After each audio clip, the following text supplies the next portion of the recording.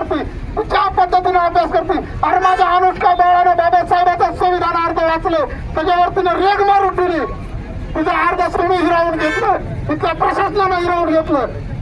तिथल्या दलित समाजाला कळायला पाहिजे की बाबासाहेबांचं संविधान वाचणारी पोरगी, बाबासाहेबांचे भाषण करणारी, छत्रपती शिवाजी महाराजांचा इतिहास सांगणारी, या देशाच्या भगतसिंगाचा इतिहास सांगणारी पोरगी गेली. आमचा जीव किती तळमळत असेल. अरे आम्ही त्या समाजातून येतो, त्या समाजामध्ये शिक्षणाचा खूप मोठा अभाव आहे.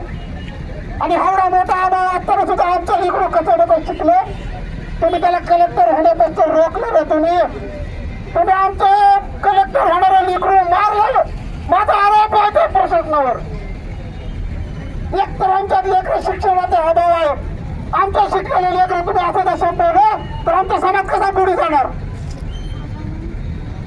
या प्रकरणामध्ये त्या मुलीची पीएम झालेली बॉडी सुद्धा मुलांना तिथल्या प्रशासनाने आम्हाला बघू दिलेली नाही. जोपर्यंत बॉडी डिस्पोज होत नाही तोपर्यंत त्यांनी बॉडीच बघू दिली नाही. पण झाकल्यानं लपत नसतं, पुरावे लपले नाही, पुरावे संपले नाही, आम्ही उकरून काढू. त्या शाळेचा प्रिन्सिपल कुठे गेला होता? त्या शाळेचा प्रिन्सिपल